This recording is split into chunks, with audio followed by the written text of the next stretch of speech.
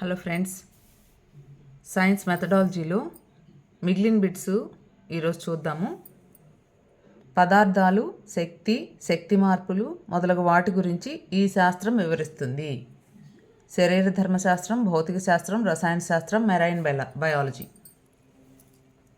So దీనికి answer భౌతిక శాస్త్రం.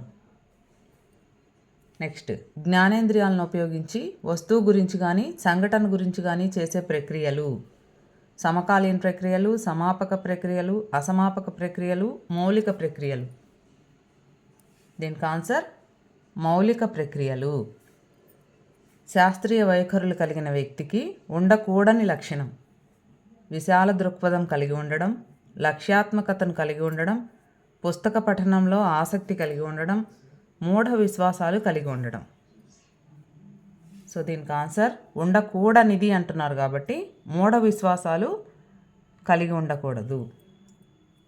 శస్త్రచికిత్స ఎవరితో ప్రారంభమైంది? చరకుడు, సుశ్రుతుడు, ఉద్భటుడు, బ్రహ్మగుప్తుడు. సో దీనికి ఆన్సర్ బి, సుశ్రుతుడు. ఏ రిపోర్టు ఫలితంగా విజ్ఞాన శాస్త్రంలోని అత్యున్నత కోర్సులు పాఠశాలలో పరిచయం చేయబడ్డాయి? Thomas report 1916, science report 1933, Norwood report 1943, education report 1922. So answer Thomas report 1916. USA ప్రభుత్వం ఎవరి పుట్టినరోజును నేషనల్ ఇన్వెంటర్స్ డేగా జరుపుతుంది? Thomas Alva Edison, Gutenberg, Graham Bell, Newton.